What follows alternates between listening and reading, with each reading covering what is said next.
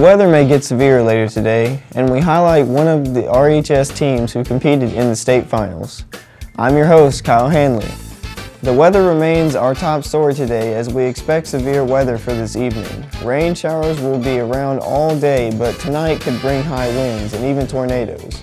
With all the snow and extreme weather conditions over the last few months, we asked Ty Williams to find out just why we're experiencing such crazy weather. What's up, RHS? This is your boy Ty Williams with On the Air. And I bet you guys have been wondering about the strange weather we've been having this winter. We ran into Mr. Bailey to find out. A lot of people are wondering about the winter that we've had this year and why it's been so harsh.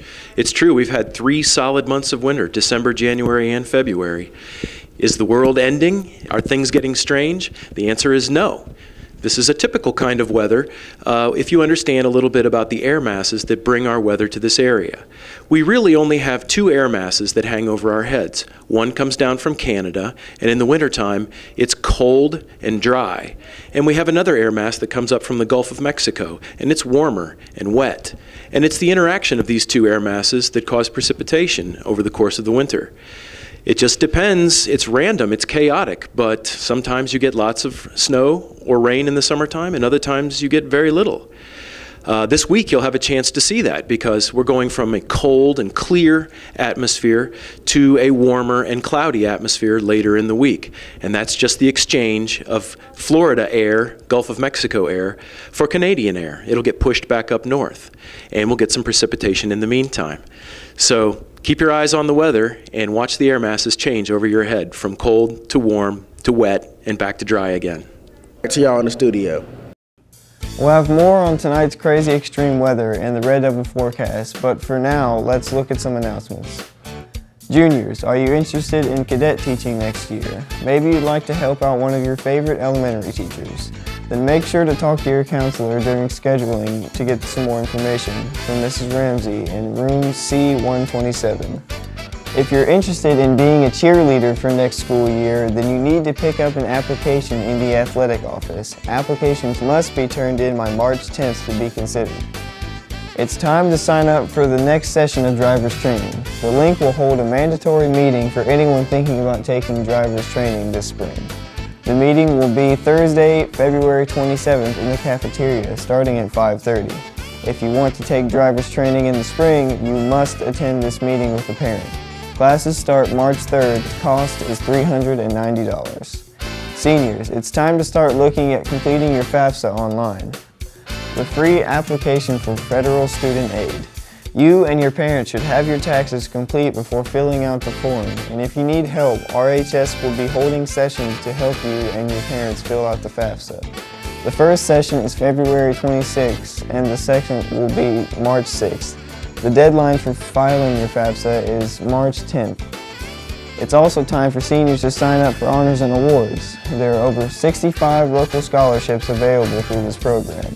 See Mrs. Porter for an application packet or more information. Juniors, want to do a professional career internship next year?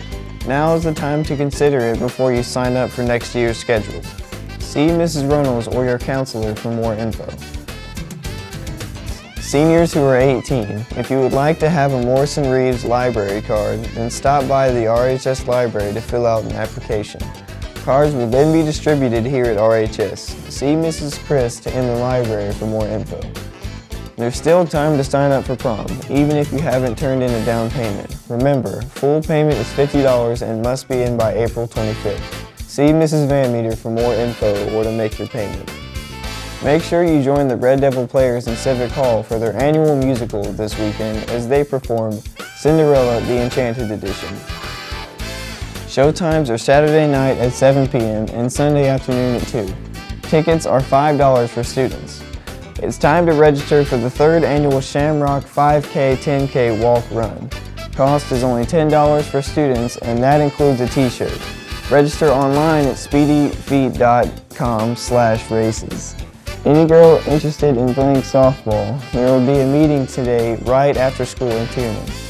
Snowball is a week from this Saturday on March 1st. Tickets were to go on sale Wednesday, but it's been changed to today. Tickets will cost $10 for a single and $20 for a couple. And if you're looking for a dress for Snowball or maybe some good clothes for a job interview, remember the RHS Prom Store and Dress for Success can help. It's open by appointment. Just see Mrs. Crow in room R136 or call 973-3451. Now let's check the red over forecast. We'll get some much needed warmth today as highs climb to almost 60, but we can see strong storms with high winds, heavy rains, and even the possibility of a tornado.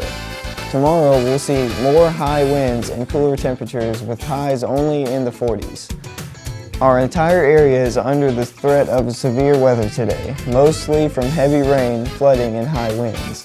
There is a slight possibility of a tornado, but with melting snow and heavy rain, flooding is the biggest concern.